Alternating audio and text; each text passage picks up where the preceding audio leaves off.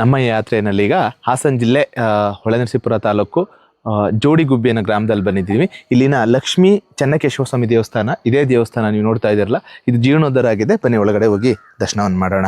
ನಾವು ನೋಡ್ಬೋದು ಪ್ರವೇಶ ದ್ವಾರ ಕಲ್ಲಿನಿಂದನೇ ಆಗಿದೆ. ಬನ್ನಿ, ಇದು ಕರೆಂಟ್ ಇಲ್ಲ, ನಾವು ಕತ್ಲೆ ಟೈಮಲ್ಲಿ ಬಂದಿದ್ದೀವಿ. ಅರೌಂಡ್ 6:30 ಆಯಿತು, ಟೈಮ್ 6 ಕಾಲಾಗಿದೆ. ನೋಡ್ಬೋದು ಪ್ರಾರಂಭದಲ್ಲೇ ಹೊರಾಂಗಣದಲ್ಲಿ ಒಂದು 4 ಕಂಬಗಳಿದೆ, ಕಲ್ಲಿನ ಕಂಬಗಳು. 1999ರಲ್ಲಿ ಇದು ಜೀರ್ಣೋದ್ಧಾರ ಆಯಿತು. ಧರ್ಮಸ್ಥಳ ಟ್ರಸ್ಟ್ ಆಗಿಲ್ಲಿನ ಗ್ರಾಮಸ್ಥರು ಸೇರಿ ಇದನ್ನು ಜೀರ್ಣೋದ್ಧಾರ ಮಾಡಿದ್ದಾರೆ. ಎಷ್ಟು ಖರ್ಚಾಗಿದೆ ಅಂತ ಇಲ್ಲ, ಪೂರ್ತಿ ಕಲ್ಲಿನಿಂದನೇ ನಿರ್ಮಾಣವಾಗಿರುವಂಥ ದೇವಸ್ಥಾನ. ನಾವಿಲ್ಲಿ ನೋಡ್ಬೋದು ಆಗಿನ ಕಾಲದಲ್ಲಿ ಗಾಳಿ ಬೆಳಕಿಗೋಸ್ಕರ ಹೇಗೆ ಮೇಲೆ ಜಾಗವನ್ನು ಬಿಡ್ತಾ ಇದ್ರು ಮತ್ತು ಅದನ್ನು ಕ್ಲೋಸ್ ಕೂಡ ಮಾಡ್ತಾ ಇದ್ರು, ಒಳಗಡೆ ದೇವಸ್ಥಾನದ ಒಳಗಡೆ ಗಾಳಿ ಬೆಳಕು ಬರಲಿ ಅನ್ನೋದು.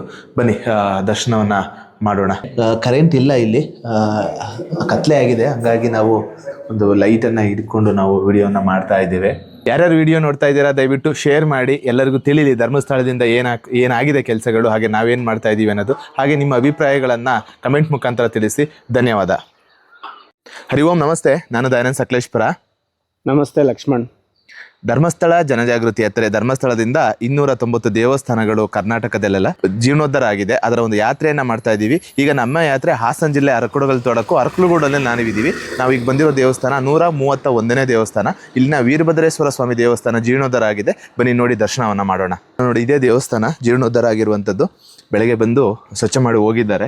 ಪುರೋಹಿತರು ಬೇರೆ ಎಲ್ಲ ಇದ್ದಾರೆ, ಲೇಟಾಗಿ ಬರ್ತಾರೆ ಅಂತಂದರು. ನಾವು ಬೆಳಗ್ಗೆ ಈಗ ಸಮಯ 7 ಗಂಟೆ ಅಷ್ಟೊತ್ತಿಗೆ ಬಂದಿದ್ದೀವಿ. ನೋಡ್ಬೋದು ಕಲ್ಯಾಣ ಬಸವೇಶ್ವರ ಹಾಗೂ ವೀರಭದ್ರೇಶ್ವರ ದೇವಾಲಯ.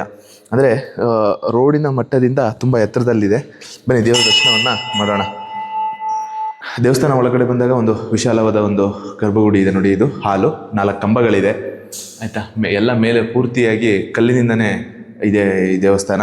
ಹಾಗೆಯೇ ನಾವು ದೇವಸ್ಥಾನದ ಎಡಗಡೆಯಲ್ಲಿ ನಾವು ಶಿಲಾಶಾಸನವನ್ನು ನೋಡ್ಬೋದು. ಇದು 2012ರಲ್ಲಿ ಜೀರ್ಣೋದ್ಧಾರ ಆಗಿದೆ. ಸರಿಸುಮಾರು 10 ಲಕ್ಷ ವೆಚ್ಚದಲ್ಲಿ ಇದು ಜೀರ್ಣೋದ್ಧಾರ ಆಗಿದೆ.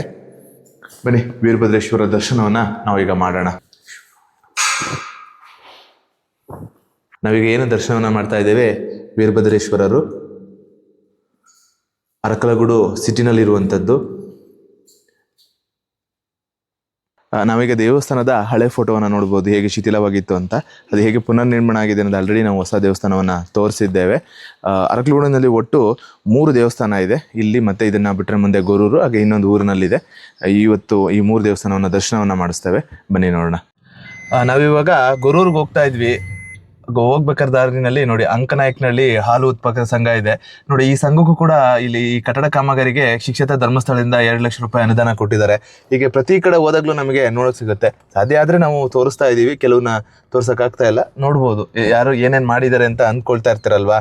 ಪ್ರತಿಯೊಂದು ಗ್ರಾಮ, ಪ್ರತಿಯೊಂದು ಇದ್ರ ಕಡೆನೂ ಕೂಡ ಧರ್ಮಸ್ಥಳದಿಂದ ಅನುದಾನ ಬಂದಿದೆ. ನಮ್ಮ ಈ ಧರ್ಮಸ್ಥಳ ಜನಜಾಗೃತಿ ಯಾತ್ರೆ ಅರಕಲಗೂಡಿನ ಗೊರೂರಿಗೆ ಬಂದಿದ್ದೀವಿ. ಗೊರೂರು ಬಂದು ಡ್ಯಾಮಿಗೆ ಫೇಮಸ್, ಅಂದರೆ ಒಂದು ಫೇಮಸ್ ಆದ ಒಂದು ಡ್ಯಾಮ್ ಇದೆ. ಹಾಗೆ ಗೊರೂರು ರಾಮಸ್ವಾಮಿ ಅಯ್ಯಂಗಾರ್ ಎಲ್ಲ ಬುಕ್ಸಲ್ಲಿ ನಾವು ಓದ್ತಾ ಇದ್ವಿ. ಖ್ಯಾತ ಕವಿ, ಇಂಡಿಯನ್ನ ಒಂದು ಪ್ರಸಿದ್ಧ ಕವಿ. ಅವರು ವಾಸವಿದ್ದಂಥ ಮನೆ ಇಲ್ಲೇ ಇದೆ, ನಾವು ನೋಡ್ಬೋದು. ಇದನ್ನು ಮಾಡಿರುವಂಥವ್ರು YB ಯುವ ಬ್ರಿಗೇಡ್, ಚಕ್ರವರ್ತಿ ಸೂಲಿಬೇಲ್ ಅವರು ಸ್ಥಾಪಿಸಿದಂಥ ಯುವ ಬ್ರಿಗೇಡ್ ಅವರು ಎಲ್ಲ ಕವಿಗಳ ಮನೆಗಳಿಗೆ ಹೋಗಿ ಈ ಥರ ಆಗ್ತಾಯಿದ್ರು. ಅವರು 1904ರಲ್ಲಿ ಜನಿಸಿ 1991ರಲ್ಲಿ ವಿಧಿವರ್ಷರಾಗ್ತಾರೆ. ನಾವು ಏನು ಧರ್ಮಸ್ಥಳ ಜನಜಾಗೃತಿ ಯಾತ್ರೆ ದೇವಸ್ಥಾನಕ್ಕೆ ಬಂದಿದ್ದೀವಿ. ಇಲ್ಲಿ ನೋಡ್ಬೋದು ಇದೇ ದೇವಸ್ಥಾನ, ವಾಸುದೇವ ದೇವಸ್ಥಾನ ಜೀರ್ಣೋದ್ಧಾರ ಆಗಿದೆ ಧರ್ಮಸ್ಥಳದಿಂದ. ಹಾಗಾಗಿ ಇಲ್ಲಿ ದೂರದಿಂದ ನೋಡಿದಾಗಲೇ ನಮಗೆ ಕಾಣಸಿಗ್ತೋದು, ಹಂಗಾಗಿ ಅದೊಂದು ವಿಡಿಯೋ ಮಾಡ್ಕೊಂಡ್ವಿ. ಬನ್ನಿ ದೇವಸ್ಥಾನದ ದರ್ಶನವನ್ನು ಮಾಡೋಣ. ನೋಡಿ, ದೇವಸ್ಥಾನ ಒಳಗಡೆ ಬರ್ತಾ ಇದ್ದಂಗೆ ಆ 2 ಬದಿನಲ್ಲಿ ಮಂಟಪಗಳಿದೆ, ಕಲ್ಲಿನಿಂದನೇ ಮಾಡಿದ ಮಂಟಪ. ಇದು ನೋಡ್ತಾ ಇರಬೇಕಾದ್ರೆ ಗೊತ್ತಾಗುತ್ತೆ, ಪೂರ್ತಿಯಾಗಿ ಹೊಸದಾಗಿ ಮಾಡಿದ್ದಾರೆ. ದೇವಸ್ಥಾನದ ಬಲಗಡೆಯಲ್ಲಿ ಆಂಜನೇಯ ಸ್ವಾಮಿ ನೋಡ್ಬೋದು ನಾವು, ಎಷ್ಟು ಚೆನ್ನಾಗಿದೆ. ಹೊರಗಡೆಯಿಂದ ಕಲ್ಲಿನಲ್ಲೇ ಕೆತ್ತಿರುವಂಥದ್ದು, ಅಂದರೆ ಗೋಡೆಯಲ್ಲೇ ಆಂಜನೇಯ ಸ್ವಾಮಿ ಇರುವಂಥದ್ದು. ಒಂದು ವಿಶೇಷ ರೀತಿಯಲ್ಲಿ ಆಂಜನೇಯ ಸ್ವಾಮಿ ನಾವು ಇಲ್ಲಿ ಕಾಣ್ಬೋದು. ಹಾಗೆಯೇ ದೇವಸ್ಥಾನದ ಇನ್ನೊಂದು ಬದಿನಲ್ಲಿ ನಮಗೆ ಧರ್ಮಸ್ಥಳದಿಂದ ಶಿಲಾಶಾಸನ ಇದೆ. 2019ರಲ್ಲಿ ಇದು ಜೀರ್ಣೋದ್ಧಾರ ಆಗಿದೆ. ಧರ್ಮಸ್ಥಳ ಟ್ರಸ್ಟ್ ಹಾಗೂ ಇಲ್ಲಿನ ಗ್ರಾಮಸ್ಥರು ಹಾಗೂ ಸರ್ಕಾರ ವತಿಯಿಂದ ಆಗಿದೆ. 38 ಲಕ್ಷ ವೆಚ್ಚದಲ್ಲಿ ಈ ದೇವಸ್ಥಾನ ಜೀರ್ಣೋದ್ಧಾರ ಆಗಿದೆ. ಬನ್ನಿ ಒಂದು ಪ್ರದಕ್ಷಿಣೆಯನ್ನು ನಾವು ಸುತ್ತ ಹಾಕೊಂಡು ಬರೋಣ. ನಾವು ದೂರದಿಂದ ನಾವು ನೋಡ್ಬೋದು, ಇದು ಹಳೆ ಕಲ್ಲುಗಳು ಯಾವುದು, ಹೊಸ ಕಲ್ಲೆಲ್ಲ ಮಾಡಿದ್ದಾರೆ, ಹೇಗೆ ಜೀರ್ಣೋದ್ಧಾರ ಮಾಡಿದ್ದಾರೆ ಅಂತ. ಹಾಗೆ ಇದು ತುಂಬ ದೊಡ್ಡ ದೇವಸ್ಥಾನ ಅಂತ ಗೊತ್ತಾಗುತ್ತೆ. ನೋಡಿ, ಈ ಕಡೆ ಏನು ಅಂತ ಗೊತ್ತಿಲ್ಲ ನಮಗೆ, ಬಟ್ ಸೇವಾರ್ತಿಯವರು 1994ರಲ್ಲಿ ಇದು ಕಟ್ಟಿಸಿರುವಂಥದ್ದು. ತುಂಬ ಹಳೇದು, ಅಂದರೆ ಒಂದು ಅನ್ನದಾನ ಛತ್ರನೋ ಅಥವಾ ಏನೋ ಇದೆ, ಲಾಕ್ ಆಗಿದೆ.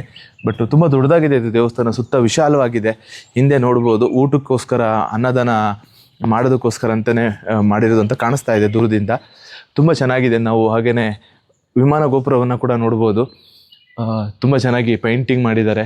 ಮತ್ತು ಎಲ್ಲ ಕೃಷ್ಣ, ನರಸಿಂಹ, ವರಾಹ ಎಲ್ಲರ ಒಂದು ಕೆತ್ತನೆಗಳನ್ನು ಕೂಡ ನಾವು ನೋಡ್ಬೋದು. ತುಂಬ ದೊಡ್ಡದಾದ ದೇವಸ್ಥಾನ ಇದು. ತುಂಬ ವಿಶಾಲವಾಗಿದೆ, ತುಂಬ ಶಾಂತವಾಗಿದೆ. ಖುಷಿ ಆಗುತ್ತೆ ನಮಗಿಲ್ಲಿ ಬೆಳಗಿನ ಜಾವಿನ ಈ ಹಕ್ಕಿಗಳ ಕಲರವೆಲ್ಲ ಕೇಳ್ತಾ ಇದ್ರೆ ತುಂಬ ಚೆನ್ನಾಗಿದೆ.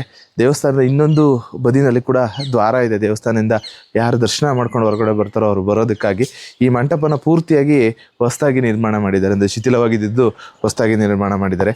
ಬನ್ನಿ ದೇವಸ್ಥಾನ ಮುಂಚೆ ಹೇಗಿತ್ತು ಅಂತ ಈಗ ಹಳೆ ಫೋಟೋದಲ್ಲಿ ನಾವು ನೋಡ್ಕೊಂಡು ಬರೋಣ. ನೋಡಿ, ಈ ಥರ ಪೂರ್ತಿ ಶಿಥಿಲವಾಗಿದ್ದಂಥ ದೇವಸ್ಥಾನವನ್ನು ಮರುನಿರ್ಮಾಣವನ್ನು ಧರ್ಮಸ್ಥಳದ ವತಿಯಿಂದ ಮಾಡಿಕೊಟ್ಟಿರ್ತಾರೆ. ಸ್ನೇಹಿತರೆ, ಯಾರ್ಯಾರು ವಿಡಿಯೋ ನೋಡ್ತಾ ಇದ್ದೀರಾ ದಯವಿಟ್ಟು ಶೇರ್ ಮಾಡಿ, ಒಂದು 10 ಜನಕ್ಕೆ ವಿಷಯಗಳು ತಲುಪಲಿ. ಹಾಗೆ ನಿಮ್ಮ ಅಭಿಪ್ರಾಯಗಳನ್ನು ಕಮೆಂಟ್ ಮಾಡಿ. ನಮಸ್ತೆ.